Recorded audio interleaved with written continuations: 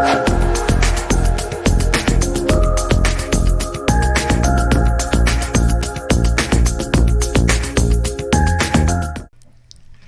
and welcome to Cybersecurity Awareness TV, episode 388, recorded March 19th, 2022. My name is Matt Jackson Jr. I am your host. I am a software developer, cybersecurity researcher, and TV host here at Cybersecurity Awareness TV. My show, if this is the first time you've heard of us, we provide information on cybersecurity awareness that can help protect you, your family, and your business from the fastest growing crimes of the 21st century, and that's our hackers and scammers. I want to thank everybody who's been a part of our show and supported us over the years here on WWDB TV here in Las Vegas, Nevada. And if you'd like to be a part of our show, you could do that as well. You can find out information about Cybersecurity Awareness TV by finding me on the internet at macjacksonjr.com. That's macjacksonjr.com. Remember, on social media, to share, like, and subscribe to all of our social media points on the internet. You could also support us here at Cybersecurity Awareness TV by being a Patreon at our Patreon channel at patreon.com/MacJacksonJr. That is patreon.com/MacJacksonJr. You can find the link right below here, patreon.com/MacJacksonJr. In today's episode, we're going to talk about cybersecurity, what's going on in Russia right now in Ukraine, the attacks that are going on in Russia, Ukraine. We see that the war is intensifying, but there's also an intense amount of cyber attacks that are affecting the Ukrainian people, the Ukrainian government, and as well as the U.S., folks. This means it can affect you as well. These are important information that you should be aware of and you should know about. In our second segment, we're talking about the latest scams, folks, and these consist of the QR code scams. That's right, folks. Those little codes that you see on restaurants where they don't issue a menu, but they want you to use a QR code with your phone. There's big scammers, and hackers are finding a way to steal your information this way as well. We'll talk about that. And like we do every week, we will discuss ways to protect yourselves from these type of cyber threats and cyber attacks with tips and techniques. But first, in our first segment, we're talking about cybersecurity, what's going on in Russia and the Ukraine. As the war intensifies, Russia is attacking the Ukrainian people. It's been very intense attacks against them militarily. The Ukrainians are definitely fighting back. However, behind the scenes, folks, in which we don't see that much of, is the cyber war that's going on that are affecting the Ukrainian people and the world in general. Now, you may say, well, what does this cyber war has to do with me? It has a lot to do with you, folks, because if our infrastructure is threatened by this type of technology, it could damage our gas pipelines, which we have seen examples of that last year.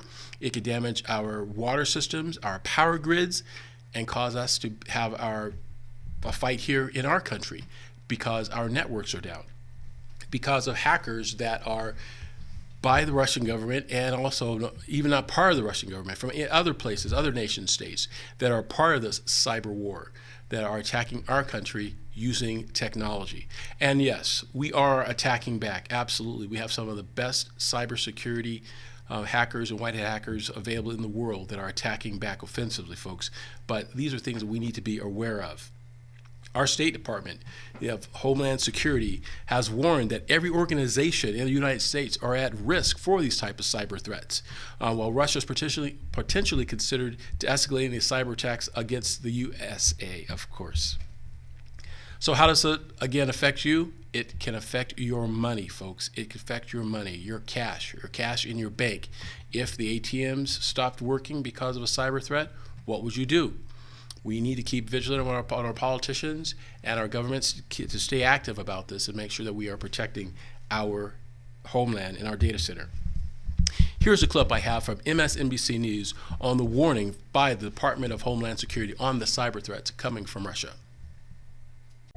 Russia's confrontation with the West isn't just playing out in Ukraine, but also on the internet across the globe.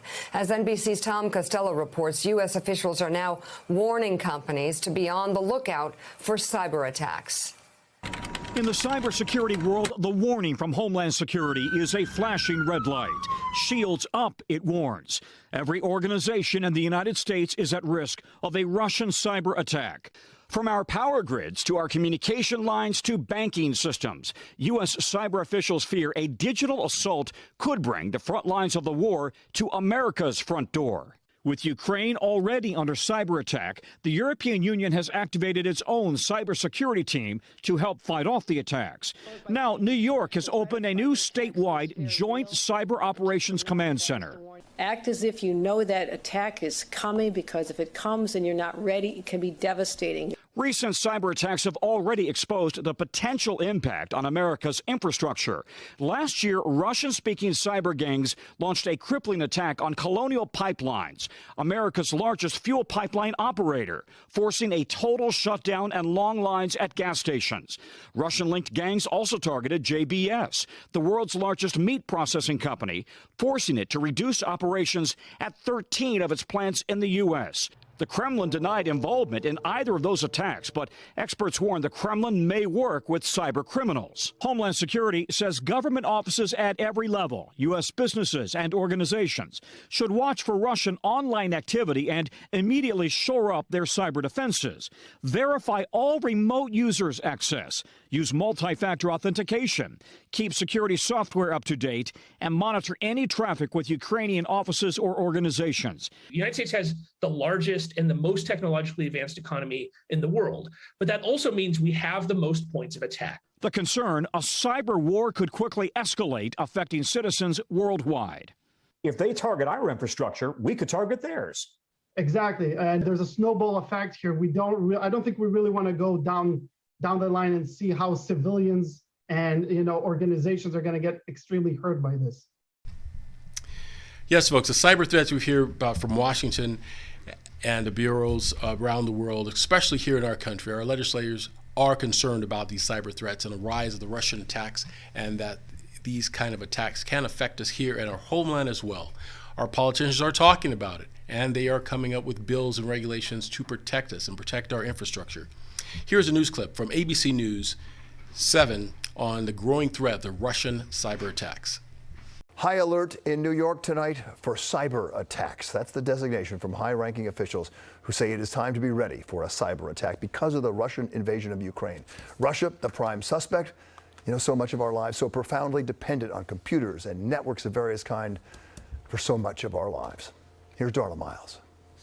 Cyber protection's up to you personally. It's up to you as a CEO of a business to personally put in the best cyber protection you can do. There was no military conflict going on last year when the MTA was hacked and a major U.S. pipeline was shut down. It's an urgent crisis. The risk level is as high as I've ever seen it. Monday morning, the city's cybersecurity attack threat level elevated from high alert to ultra high alert. The alarm sounded today by Senator Kirsten Gillibrand, NYPD counterterrorism officials, and the city's chief technology officer. You got to remember, in the cyber world, critical infrastructure, water, power, transport, 85% of it is privately run, so it can't just be a government-only security fence. The city says it will know within seconds of a compromise. However, regular New Yorkers don't have sophisticated alert systems. But Senator Gillibrand says there are a few things you can do. 1, stay on top of software updates for your cell phone and your computer. Watch out for any suspicious emails asking to confirm personal information or demanding money. Enable two-factor authentication and secure passwords for all accounts. That means making sure you have strong passwords, different ones for each account, from your bank account to your Instagram. As you can see, folks, Russia and its gang of hackers are soldiers in the cyber war. And like I said before, we have our own cyber attackers as well, white hat attackers that are also fighting against the cyber attack. There's also a gang here called Anonymous that have been penetrating government websites around the world, and they are also attacking the Russian government as well. Now, Anonymous is not connected to the U.S. or the U.S. has any involvement with Anonymous, but we are all doing our part in protecting our homeland against these types of cyber threats. To emphasize this a little more, I've done some more investigation on this, and I have another clip to show you from our overseas news network, the BBC, that has an interesting story about the Ukrainian cyber war attack. Roll the clip.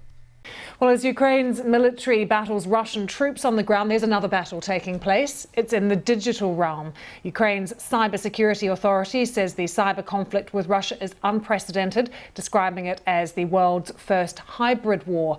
Russia has been actively using disinformation to wage an information war against Ukraine. But now Ukraine is fighting back, with the digital minister, Mikhailo Fedorov, leading the front by using social media to rally international support against Russia. So let's go live to Kyiv. We can speak to Ukraine's Deputy Minister of Digital Transformation, Alex Bornyakov. Good to see you, Alex. Thank you for taking the time. Tell us how you are fighting this war in the digital realm.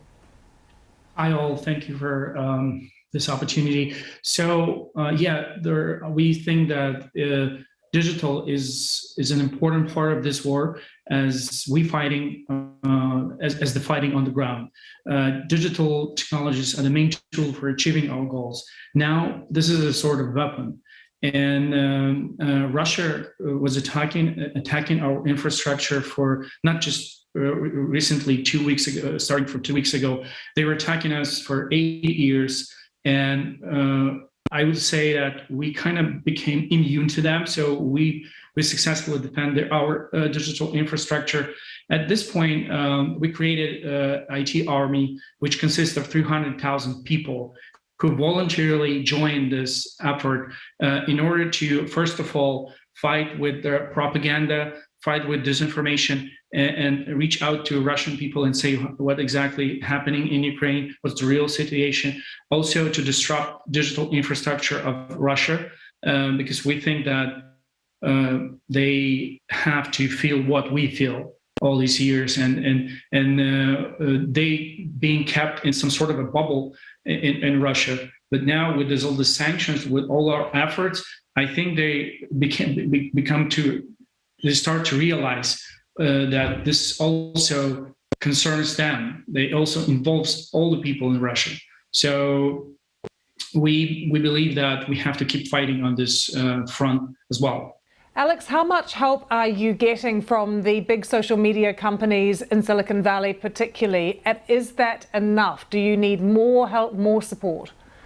Well, one of the elements of this war is also what we call digital diplomacy. We talk to all the major social platforms, all the companies around tech companies around the world, and we think that this going very well. We know that there are a lot of hundreds of companies ban Russia. But still, there are plenty of them. And using this opportunity, I would like to say that don't support Russia. Go out from there, because every taxpayer dollar or ruble that goes to a Russian budget is aimed to kill civilian peoples. And this is what just you were talking about before, this atrocity in Mariupol with bombing maternity hospital. This is unacceptable. And but social media platforms responded very well, like Meta and Instagram and Google and YouTube are doing extraordinary measures in order to limit their propaganda, which became, from my point of view, as a means of war. It's not just the media. They use the media to spread lies, to turn things around, and this has to be stopped. And we are on the same page. Yeah, you're talking about stopping that and countering disinformation. Are there other forms of cyber attack, though, taking place on other institutions in Ukraine? How are you combating that? They attacking us instantly using like DDoS type of attacks at most. We now moving all the infrastructure to cloud using Amazon Web Services, Cloudflare, and protecting them from such attacks. Sometimes they penetrate it, but not for long. So far, almost all our services are working, and majority of websites of services in Ukraine are stable at this point. Folks, like we have stated on the show, Cybersecurity Awareness TV, the message is clear. Organizations must stay proactive in the involvement and their understanding of what's going on regarding the cyber war. In other words, folks, hashtag stay cyber woke individually as well. You could do your part as well, folks. Listen to our next segment. We're going to talk about things you could do. Our segment in our show today where we talk about things that you can do to protect yourselves from these types of cyber threats, folks. We all must do our part to protect our homeland. We'll see you right back here, folks, after these messages.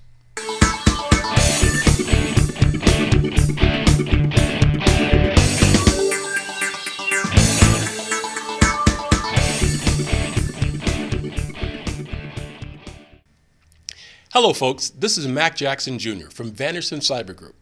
The problem with businesses today is that they are affected by cyber attacks from around the world, but companies are not sure of what to do. Normally, they are reactive instead of proactive. But folks, cyber attacks can affect your bottom line, and it will affect you financially, legally, and your business reputation. Here at Vanderson Cyber Group, we can help you develop a policy by training your employees on what to do if they are involved in a cyber attack and how to mitigate it and fight against it. Folks, we call it here hashtag stay cyber woke. And that's Vanderson Cyber Group here in Las Vegas and around the world. You can reach me, folks, at vandersoncybergroup.com or my website, macjacksonjr.com as well. Here locally, 702-868-0808. Give us a call today, folks. We must fight back.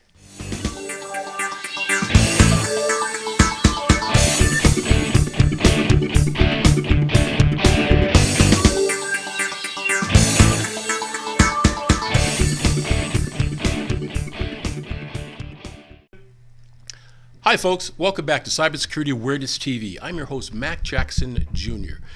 In this segment, we're talking about cyber scams. That's right, folks, cyber scams. Here's the next one that law enforcement, FBI, wants the public to know about, and this has to do with QR codes.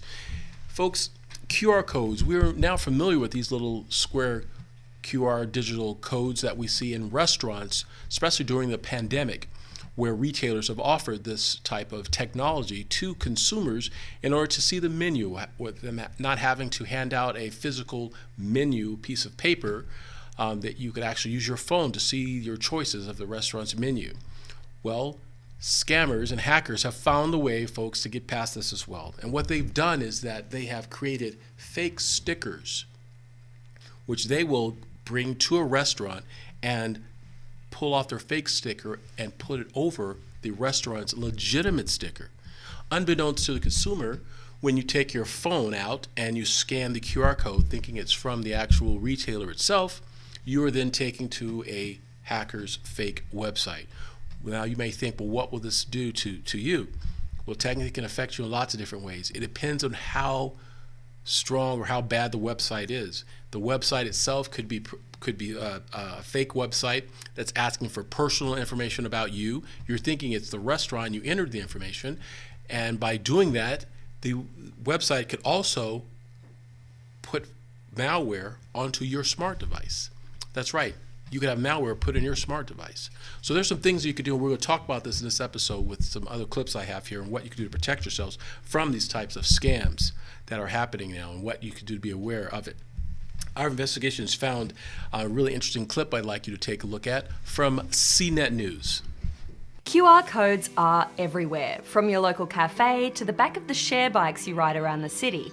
But they're also being used by scammers to steal your personal information. Here's how to spot a scam and how to protect yourself from malicious QR codes. QR codes used to be the kind of thing that you'd just see on ads or marketing flyers, but now these little square barcodes are appearing on everything, from AR games on pizza boxes down to light-up drone displays. And during the pandemic, they have been a game changer.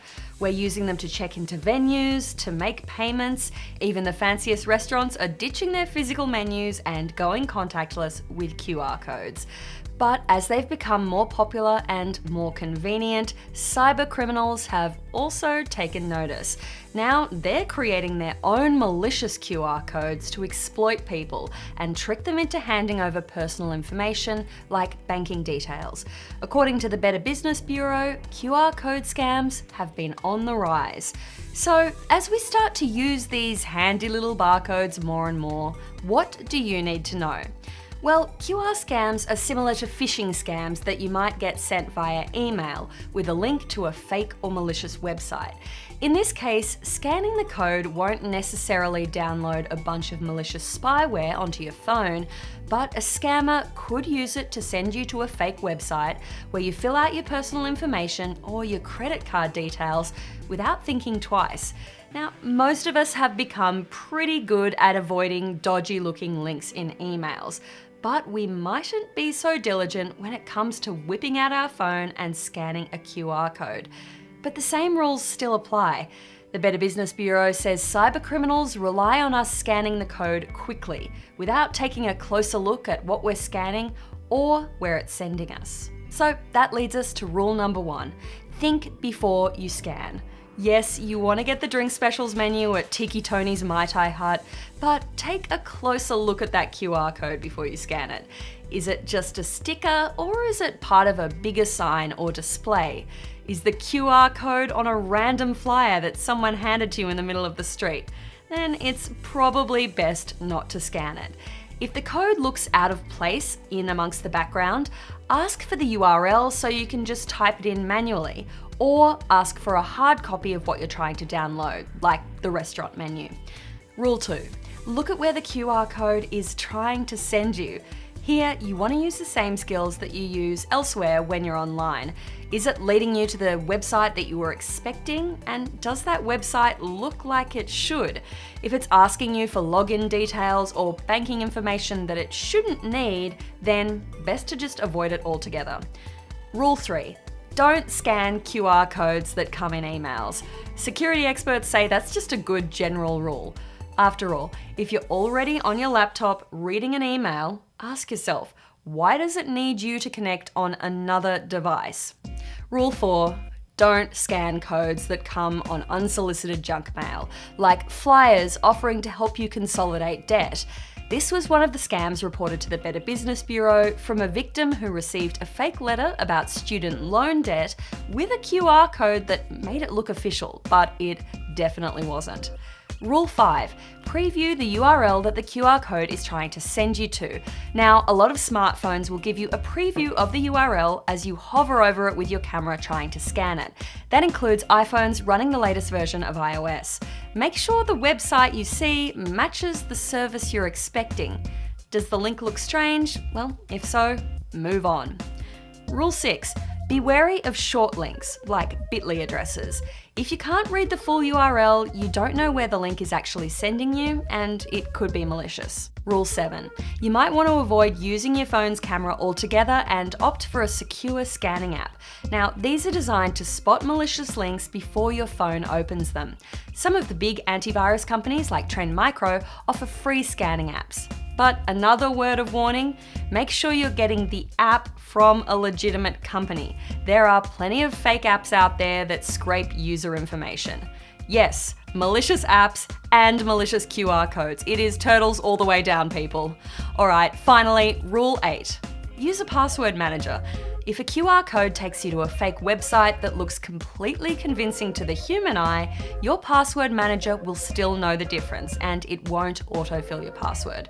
Also, while I have you here, just get a password manager in general. It's easily the best $3 a month I have ever spent, and it was ridiculously easy to set up. CNET has a full rundown on the best password managers and how to set them up. We like LastPass, 1Password, and Bitwarden, depending on your needs, and I can give you some links to those below. So yes, QR codes are super convenient, but they're also a potential risk. So remember, stop and think, and if it looks dicey, then steer clear. And like they were stating, folks, if you see any type of QR code that looks suspicious, let the restaurant manager of the establishment know about it. Some of these QR codes, if you could literally peel off the label of the sticker and see the one behind it, take it into the restaurant, let them know. Report that these QR codes are fake. It's amazing, folks. You know, these QR codes are meant to be a convenience way to provide information to us as a way to get you to the website without having to type in the long name of the website. Now, there's a technology also that's been out for a while that called tinyURL, which takes a long website and it shortens it down to a smaller website. There's Bitly and there's others that are like that, tinyURL. Well, nowadays you can't even use those sites because now the bad guys could take their fake websites and use these tinyURL websites to deceive you. So, as it states in the video here, folks, you need to be woke and stay vigilant. If you see a website that looks suspicious, do not click on it or go to it. And better yet, try not to even use the QR code. Just type in the name of the website if possible. Definitely, folks, stay cyber woke. We'll be right back after these messages. Hi, folks. This is Mac Jackson Jr. from Cybersecurity Awareness TV here on the WWDB TV on the Roku network, streaming live. You can find us there, folks, as well. I want to tell you about how you could support us, how you can support our show. It takes a lot of research of what we do to find clips and interviews with legal experts and law enforcement experts on cybersecurity awareness techniques and prevention to protect you and your business from cyber attacks. And one of the best ways, folks, is to join us on our Patreon channel at patreon.com/Mac Jackson Jr. That's patreon.com/Mac Jackson Jr. Folks, hashtag stay cyberwoke. Hi, folks. Welcome back to Cybersecurity Awareness TV. I'm your host, Mac Jackson Jr. In this segment, we talk about cybersecurity tips to protect yourselves from these types of cyber scams. As we've talked about today in this episode, things from QR codes, protection, what to do regarding the war going on in Ukraine, how it can affect you and your personal information. What you could do, folks, I like to reiterate some of the things we've seen in the videos, and one of them regarding the Ukrainian war, what you could do is make sure that all your smart devices are all updated with the latest software from the manufacturer. That you make sure that you use a VPN, that's a virtual private network. If you're on a Wi-Fi location that's not a secured one, such as a hotel room or a coffee shop, you make sure you have antivirus software on your smart devices and your phones. And the most important thing, folks, is the passwords. And again, every week I talk about passwords, emphasizing passwords. You will be surprised how many questions I get of victims of hacking, and it's their passwords are the ways that hackers were able to get their personal information. You must have a password that is unique for every website that you visit. A unique password. But here's the problem.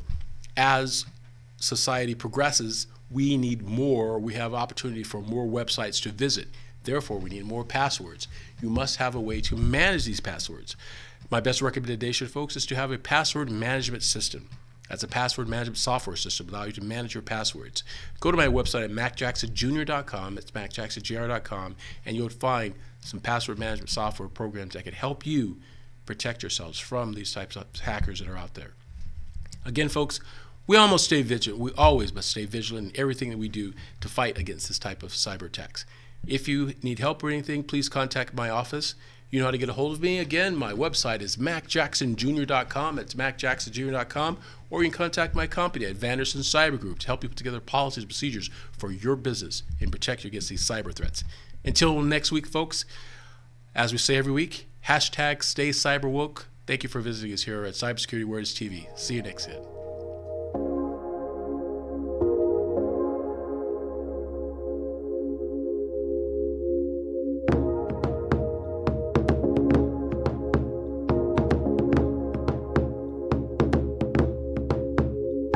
You